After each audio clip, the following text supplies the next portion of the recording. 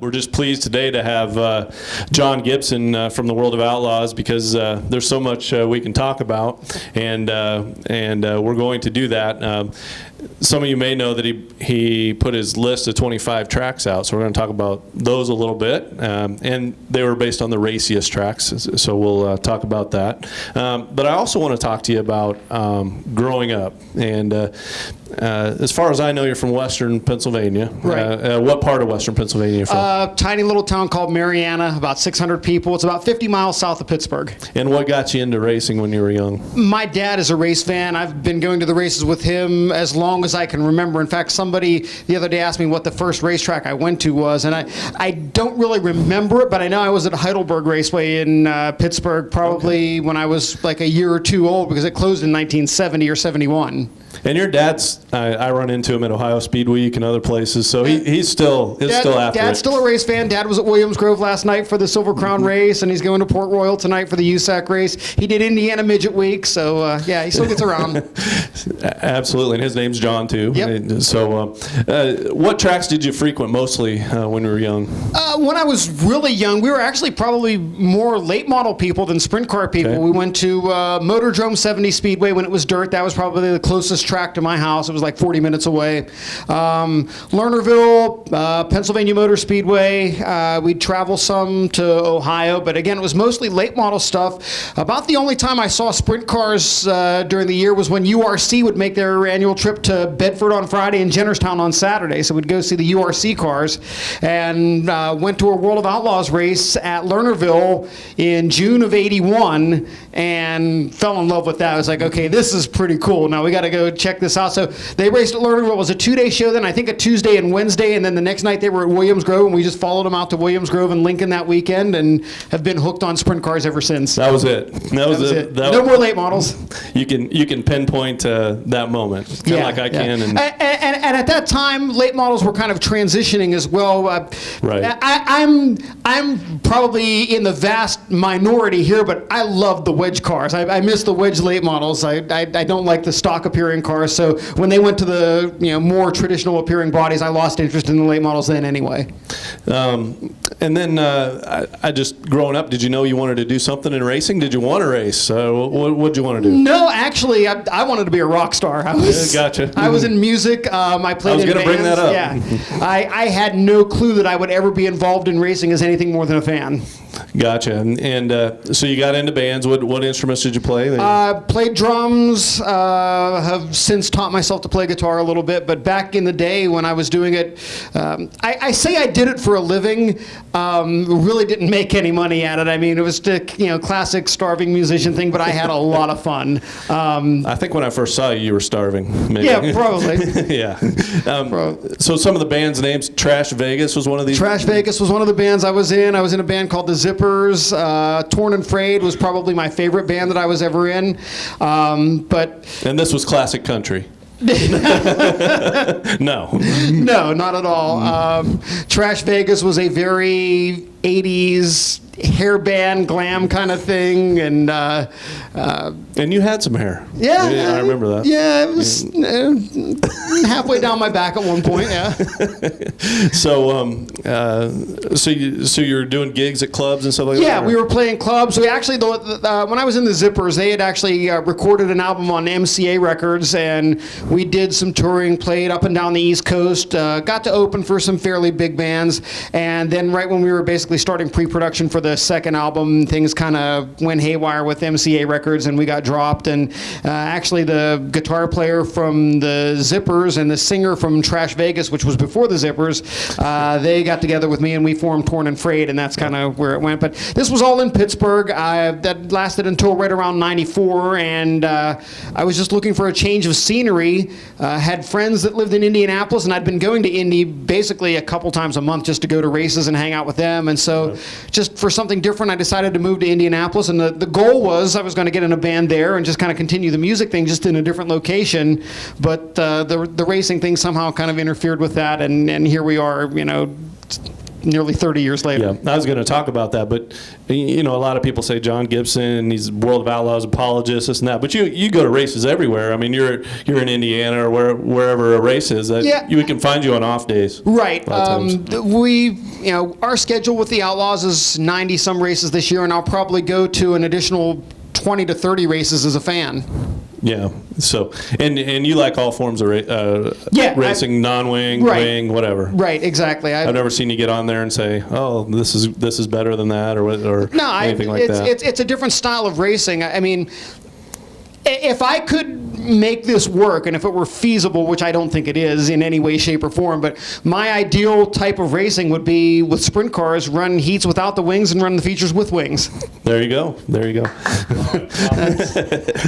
The heat races with the non-wing cars, I think you see more side-by-side action. They're not as aerodynamically dependent, and there's such a big difference in speeds of the cars that you can see a lot more moving around and things like that. But the opposite side of that reaction is the main events. The non-wing cars take so long to get into traffic, and I think so that's what makes a great main event. So, again, I'd love to see non-wing heats and wing cars in the main event. There you go, and invert the heats probably. Yeah, invert them all the way. So, talk about that transition. Now you're in Indianapolis. You start getting hooked on the racing. Go ahead. I had met Kevin Eckert from just being around as a race fan, and Kevin introduced me to Bill Woodside, who was writing for the sprint car newspaper that Wayne Kindness was putting out back then. The other Bill W. We get each other's mail all the time. And so Bill was working for the World of Outlaws selling programs, and I'd go to the outlaw races and just help him sell programs. I'd walk through the stands and hold the program up, hey, get your program here, and it was basically a way to get into the races for free and maybe make a couple of bucks. And so I was doing that at more and more races within 3, 4, 5 hours of Indy. And on the Monday after the King's Royal in '95, I showed up at I-96 Speedway in Michigan to help Bill sell programs, and Bill wasn't there. And Patty Jackson, who ran the Outlaw Souvenir trailer at the time, said, hey, you do the program deal yourself tonight. We'll take care of you. And I did the programs that night by myself. And by the end of the night, they still hadn't heard from Bill. They didn't know what exactly his status was. They said, we're racing Wednesday night in Memphis, Friday night at Battleground Speedway in Houston, and Saturday at Devil's Bowl. Can you come sell programs at those races? And even if Bill shows up, we'll take care of your expenses and everything. Just we want to make sure we've got that covered. So sure, why not? Jumped in my little red Ford Escort and drove to Memphis and Houston and Dallas. And by the end of the night, when we were in Houston, Bill had turned in all the stuff at the Outlaw office and said he was going to go do something else. And so they asked me if I wanted to take over the program sales. And that's how I started with the Outlaws, was that week. I basically was at all the races from then on. Talk about Ted Johnson a little bit and your experiences with him when you started. Ted was really intimidating at first. But actually that first night that when they said come to Memphis on Wednesday after the experience at I-96, we had a rain delay at Memphis that night. And it was myself and Ted, Bobby Jackson, who was the competition director at the time, Steve Kinzer was in there with us. We were all in the office of the souvenir trailer waiting out the rain, and Ted started telling stories about the racing in the old days and where he grew up and going to races, and that's when I realized how much of a fan he really was. And from then on, it was like we had that connection. We had not just the business side of racing, but the fact that he was just a pure race fan. So, and then of course we had a hockey connection as well, because he was a huge hockey fan. So season tickets to the Dallas Stars. I grew up as a Penguins fan, so. There you go. You and I are both Penguins and Steelers fans. And in Iowa, we can root for whoever we want because we don't really have our own teams. I just always figured the Iowa people, because I know several folks that live here that are Steelers fans, I just always figured Iowa's black and gold, the Steelers are black and gold. So that doesn't apply to me because I went to Iowa State. So, but I can understand that because I know the Iowa Hayden Fry, the old coach at Iowa, he borrowed the Steelers jerseys for the Hawkeyes back in the day, or the design of them, and that's what they always went with. But we're probably boring people with that. But we'll move on. But talk about your first trip to Knoxville here, the first time you were there. My first time ever to Knoxville for the Nationals was 1990. I was playing with the Zippers at the time, and we had a show in Pittsburgh, or the Pittsburgh area, on Tuesday night. We did the typical, play till 2 in the morning at the bar. I went home, unloaded my drums, filled a thermos full of coffee, and drove from Pittsburgh to Knoxville, Iowa. And had never been to the Nationals before. Really didn't. I knew probably 3 or 4 people who were going to be here, one of whom was Kevin Eckert. And I basically rolled into town, came down Highway 14, and over here in the parking lot saw Steve Beitler with his car unloaded. I'd known Steve, again, met him through Kevin. Knew that the people I was actually going to be staying at Rich Buback's house. Rich had a house here in town, and that's where I was going to be staying. So I rolled up to Steve and said, "Hey, where's Buback's house?" And he gave me directions. I showed up there, and of course, all these jubilant greetings. "Hey, you made it! Congratulations!" And here, have a beer. And so I, after being awake for about 30 some hours, just chugged down my first beer and decided to come over and get my tickets and get everything organized there. And it was a typical Knoxville Nationals 90-degree day, 90% humidity. And just the combination of the long drive and the lack of sleep and everything like that, decided that I was suddenly getting very, very tired, and said, "I'm going to go take a nap in the car until hot laps start. If I'm not awake, somebody come get me." And I started to walk from the ticket office toward the outside of 3 and 4 where the car was parked. And from what they tell me, I made it to the pit gate and basically passed out face down on the ground. I woke up in the back of an ambulance with somebody asking me, "Sir, how much have you had to drink today?" I said, "1 beer." "No, sir, we really need to know how much you had to." "No, you don't understand. I've been awake for like 36 hours. I just drove 14 hours here from Pittsburgh."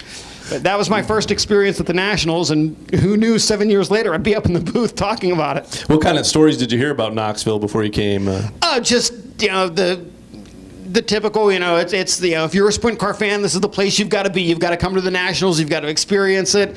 You read all the great stories in the old open wheel magazines and look at the pictures, and I knew it was someplace I had to see. Yep, and your first impressions after you woke up and everything were pretty good. Oh yeah, absolutely. Yeah, absolutely. I said at that point I'd never miss another one. I missed one since I missed the following year. The band I was in at the time, we had a record company showcase gig in New York City that I just couldn't pass up to come to the Nationals. But you've been here ever since. Been here ever since, yeah. Yep. And getting back to traveling around with the Outlaws, and there you were. You had a gig with them, and now you're traveling around, and you're the guy there. So how did it turn into announcing eventually? At the time, we were doing the TV shows on TNN, and for the races that were televised, when I was done selling programs, I'd go work for TNN in the production company. I'd be a spotter for a camera, or be a runner, or do something like that. And that's how I met Bobby Gerald, because Bobby was doing some pit reporting. And Bobby and I hit it off right away. We got along really well, got to become really good friends. Fast forward to September of '96, and we were racing at King Speedway in Hanford. Bobby was on the mic there as the track announcer, and I think we should probably establish that before I got the announcing gig, the Outlaws didn't have an announcer that traveled with them. They just used whoever was at the tracks that wherever they showed up. So we're at Hanford. Bobby's on the mic. He's capable. Yeah. Bobby comes up to me before the races and says, "Hey, when you're done with the program deal, come on up in the booth. I want to talk to you a little bit about what it's like being on the road with the Outlaws, and the travel and all the kind of stuff." And I was like, "Okay." So went up to the booth, talked to Bobby for a little bit, and again, we'll rewind just a tiny little bit here. From the time that I was probably 12 years old, when I went to the races, I kept notes. It was just something that I did as a fan. What happened here, how many cars, who passed to, that sort of thing. Just something I had always did. And so talking to Bobby, and he says, as well as you know these guys, with the fact that you travel up and down the road with them, and with all the notes that you take and everything, have you ever thought about being an announcer? I'm, not really. Bobby hands me the microphone and says, "The first heat race is coming out. Go ahead and give it a shot." So that was, I had never announced anywhere. I'd never done anything like that. But you'd been in front of on a stage. Yeah, exactly. I was not afraid of talking in front of people. Even in high school and college, speech classes were like my favorites. Yeah, you're not like 80% of society that it's worse than death to do public speaking. Right. No, I loved it. Hey, look at me. That was that sort of thing. So you must have did well with that heat race. I must have done okay. So did that, went back, didn't think anything else about it. Like 3 weeks later, we were racing in Hartford, Michigan. And it's kind of funny now. I just realized, just talking to you now, that like these like career turning points for me all happened at tracks in Michigan. Yeah. I-96 is where I got the program gig. And then we were at Hartford Speedway. That night at the races, Ted Johnson says, Johnny, come up into the office here. I want to talk to you. And so I walk up into the office of the souvenir trailer, and Ted kind of looks me up and down. He says, Johnny, we're going to do something different next year. My first thought was, oh God, I have to go get a real job now. Somebody's going to sell programs for you. Yeah. And he says, you're going to be our announcer. And I had no idea how to react to that. I said, like, what? Like, me? And yeah, we need an announcer. You're going to be the announcer. So over the winter, I want you to watch a bunch of videos and practice talking about the races and going. And that's actually what I did. I mean, that's kind of how I started off doing it. In reality, it was just a perfect opportunity for me being at the right place at the right time, because the reason that they decided that they needed a traveling announcer had nothing to do with somebody to actually call the races. It was all about the sponsor reads. In '96, Echo Water was the fast time sponsor with the Outlaws, and we went to Cedar Lake Speedway in July of that year, somewhere around there. Echo Water was based in Minneapolis. They had about 100 people out at the racetrack, and whoever was on the mic at Cedar Lake, that I never once mentioned Echo Water or the company or anything like that, and Echo Water basically dropped the sponsorship because of it. So the real reason I was hired was to make sure the sponsor reads got done at every racetrack, and since I was already working for the Outlaws and already selling programs, it wasn't like they had to add another person to the payroll. It was basically, hey, you're going to do this and sell programs. Yeah, there you go. So really, a number of things just came into play. Again, right place, right time. I am extremely fortunate. I had no plans of ever doing anything like this, and just happened to get really, really lucky. And it takes a special kind of individual, whether they're a racer or whether they're working with a series where there's a ton of turnover, to do this for that many dates. You wanted to do it in a rock career. Right. The same thing. Right. It's very similar to what I imagined life would be like. But on the road, the family suffered, and so many things suffer for people who are involved in this. And at the time I was young enough, and I didn't have a family or anything like that, so I didn't have any of that to worry about. Right. And now it's just to the point where that's your life. Yeah. That's what life is. Don't send me a wedding invitation anytime between February and November. I'm not going to be there. I haven't ever been to a high school reunion because they've been having them during race season. So it's just I can identify with all that. Yeah. So it's been 20 years now. 20 years. Yeah. This is my 20th year announcing and 21 and a half years actually working for the Outlaws. And things have changed. For years, you traveled in your van. Right. Just from a number of people in the know, speed was no barrier for you on the highways of the United States. Is that correct? Yeah, that's probably safe to say. And now you have a motorhome. Last couple of years? Yeah, 2-3 years? Last year was actually the first year I had a motorhome. Had a small one. It taught me that I wish I would have done it 10 years before. And so actually in December of this past year, gave up my apartment in Minneapolis and bought a 43-foot bus, and that's my home full-time now. I'm just on the road so much. Between doing what I do with the Outlaws and then the last couple of years, I've gotten back into going to Australia during the off-season. I was there for 7 weeks this year. So between 90 nights on the road with the Outlaws, 7 weeks in Australia, I would have been home about 86 nights in my own apartment. I decided it's just not worth it. There you go. Now I'm going to go back a little bit to when you started.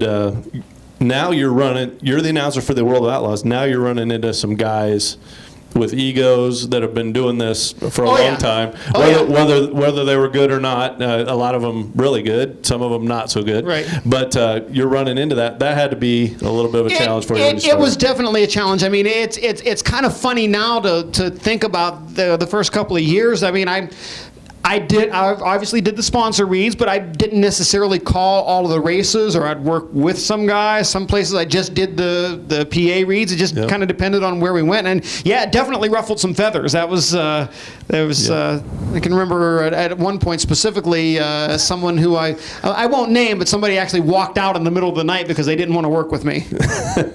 And yeah, I've seen that in other situations too. And name some of the guys who really helped you along the way that came in and welcomed you. And, obviously, Bobby Gerald. Yeah. I mean, if it weren't for him, I wouldn't be doing this. And he was so great at giving me pointers and things like that.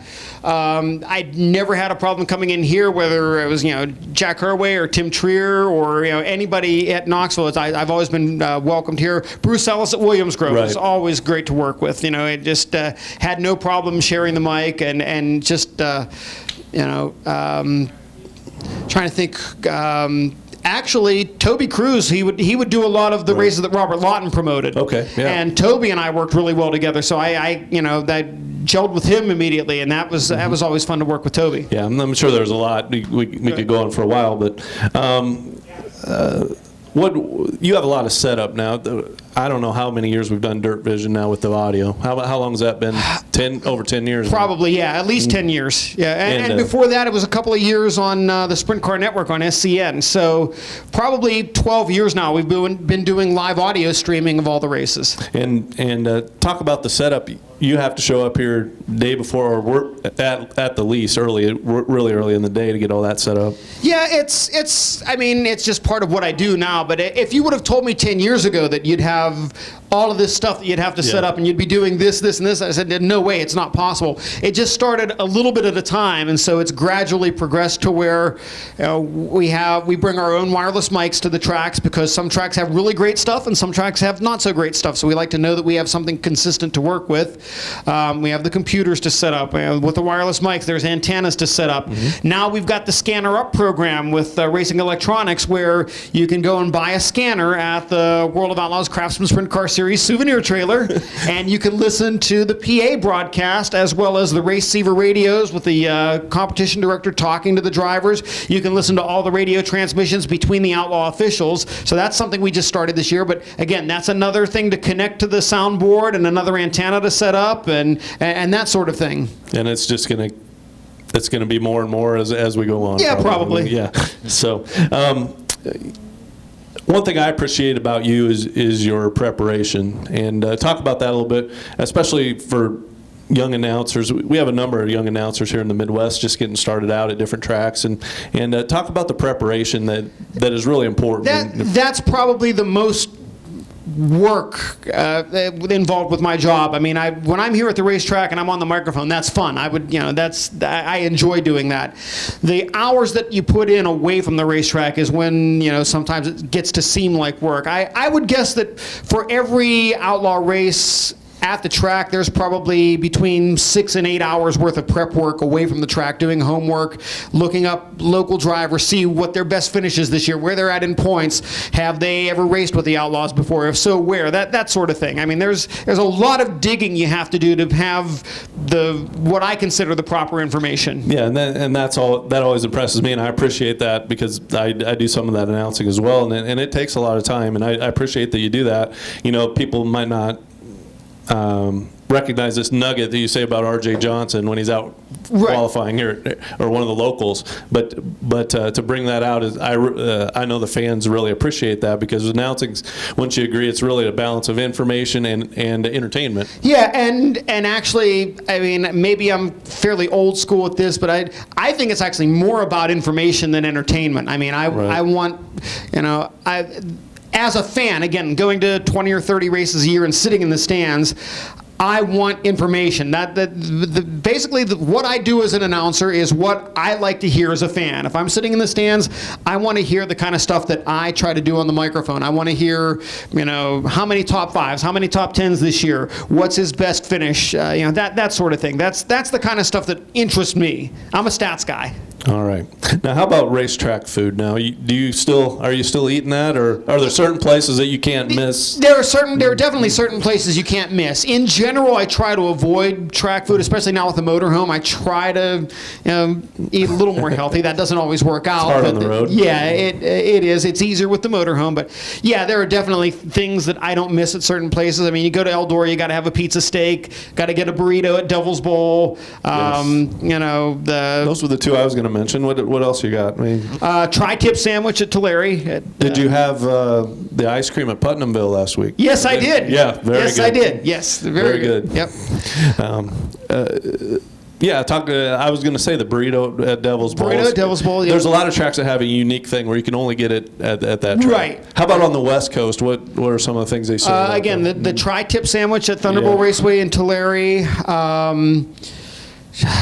If there's a fair going on, then no holds are barred. when we go to Clay County Speedway in Spencer, the fair is going on there, and it's just nothing but food vendors as far as the eye can see. And, That's right.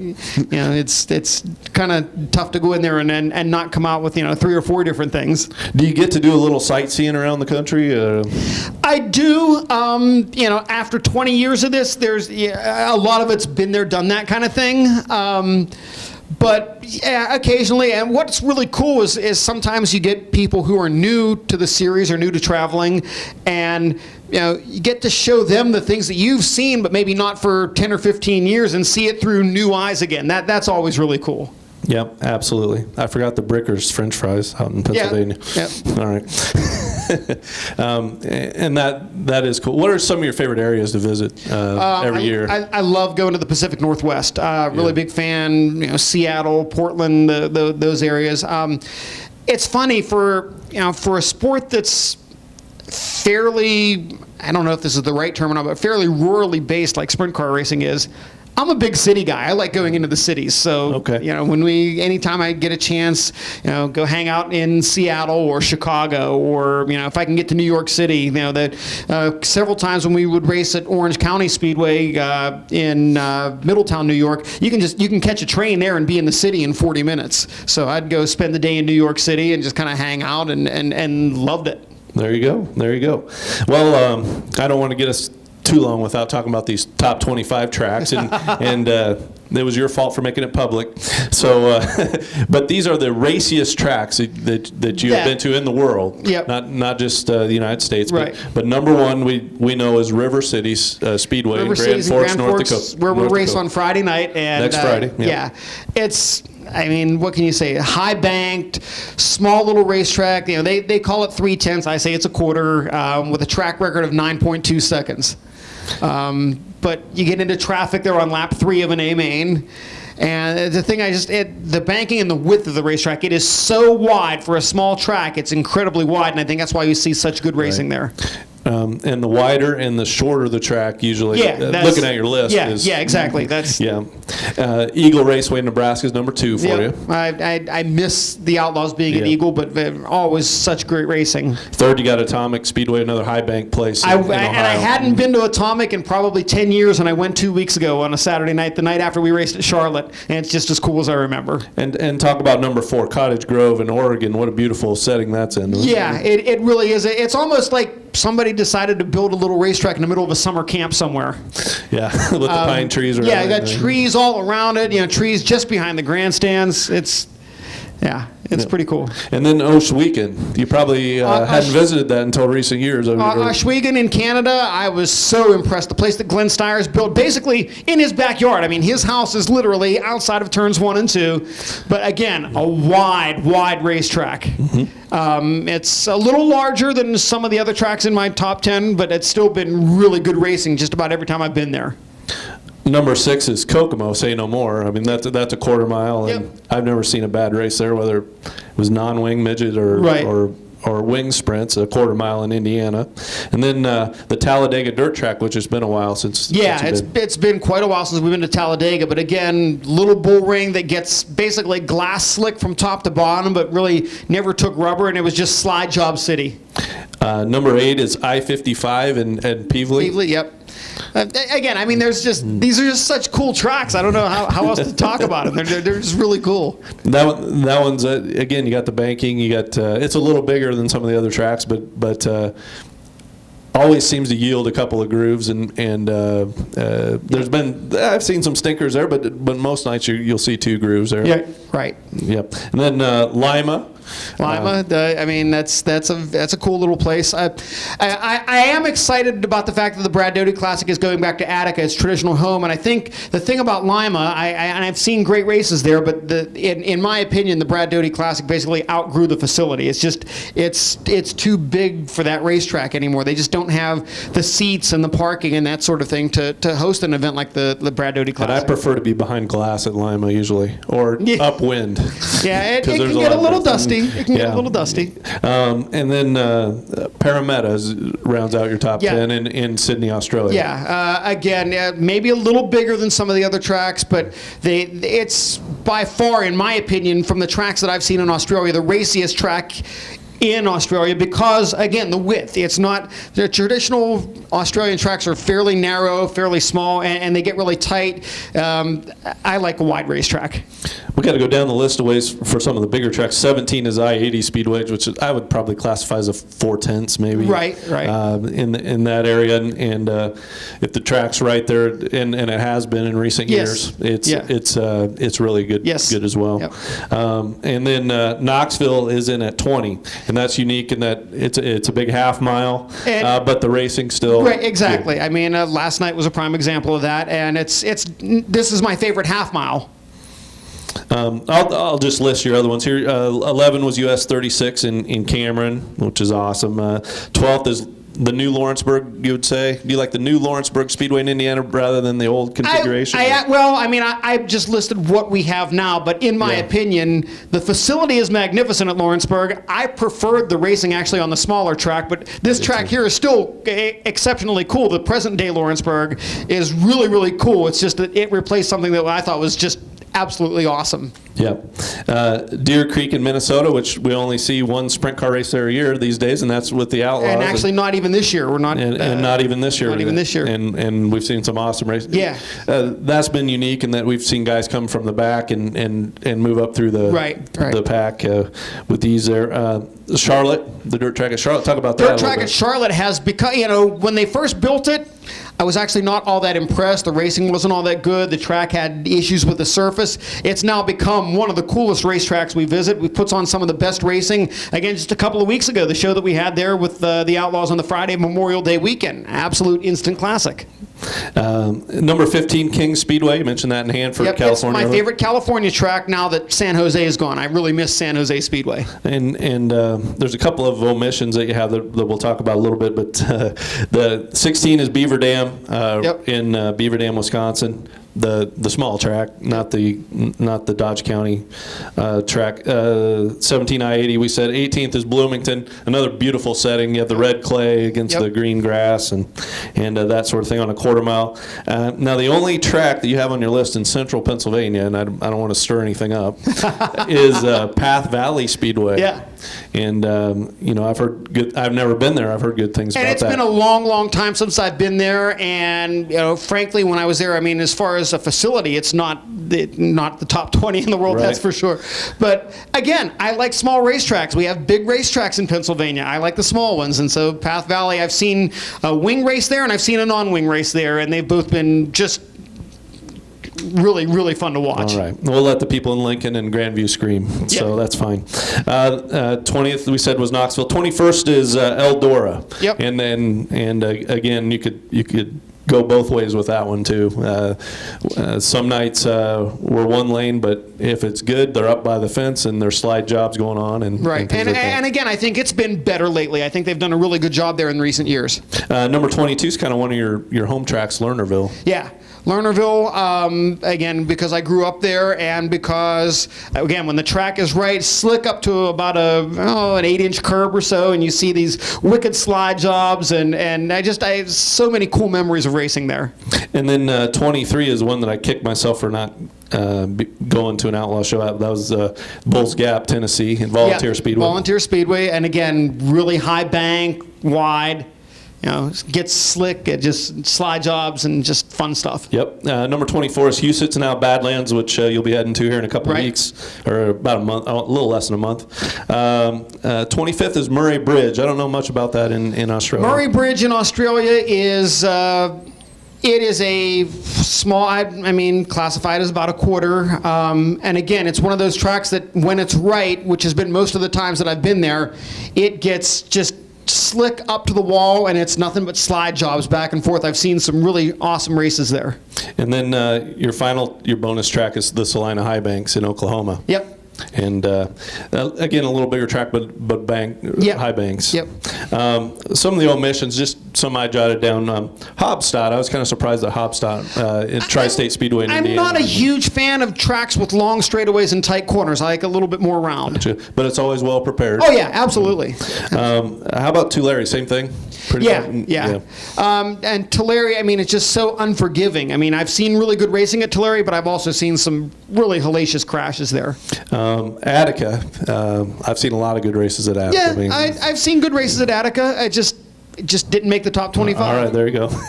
And then I had the Ditch and Little Rock. I kind of put them in the same category Okay. now. Yeah. Again, we had a really good race at I-30. I've not been there all that often. I've maybe been to 3 or 4 short track nationals dating back to like 1993. I just. Again, not basing it off the most recent experience, because the race that Jason Sides won there earlier this year was really good. I had just seen it take rubber more often than not when I had been there. Gotcha. And the Outlaws head to a new track, Aberdeen, South Dakota, coming up. And Donnie Schatz tells you what? Donnie Schatz has raced his late model at Aberdeen, and he told me that if Grand Forks is your favorite track now, Aberdeen will be after you leave there next week. Okay, so we'll see that. So this top 25 is always shipped. Oh, absolutely, yeah. And any that you think of off the top of your head that you wish you would have put in there or close? Let's see. You don't have to make anybody happy out there. Yeah, no, and it's, I mean, Cedar Lake can be really good. That's true. Yeah, I've seen really good stuff at Cedar Lake. A place that we only raced a couple times and not for a long, long time, but Rock Springs, Wyoming was a very cool racetrack. That would be cool. That would be cool. I want to thank you for this. I'm going to turn it over to the audience here. Maybe they have a question or two for you, but I want to thank you for your time. And thanks for having me again. It's fun to talk about this stuff. Always fun to do, yeah. Any questions for John here? I figured we might have a couple. Nah, I'm not that interesting. How many races you been to in a row, John? World Outlaw races?